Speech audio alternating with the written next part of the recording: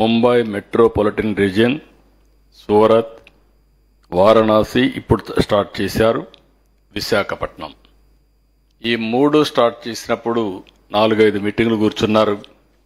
నేను కూడా అవన్నీ కూడా నా ఇన్పుట్స్ కూడా ఇచ్చాను. ఈరోజు విశాఖపట్నం ఏదైతే ఎకనామిక్ రీజన్ రిపోర్ట్ తయారు చేశారు. ఈరోజు ఇక్కడ కలెక్టర్స్ కూడా పిలిచాను. మీరు గుర్తుపెట్టుకోవాలి, 0 అవర్ స్టార్ట్ అయింది. ఈ రోజు నుంచి లెక్క గడియారం తిరుగుతుంది. సుబ్రహ్మణ్యం గారు బాంబే అప్పుడే స్టార్ట్ అయిందన్నాడు. ఏం బాధ లేదు. కాంపిటీషన్లో ఎప్పుడు కూడా ఆంధ్రప్రదేశ్ ముందుంటుంది, విశాఖపట్నం నెంబర్ 1గా ఉంటుంది. అది జరుగుతుంది.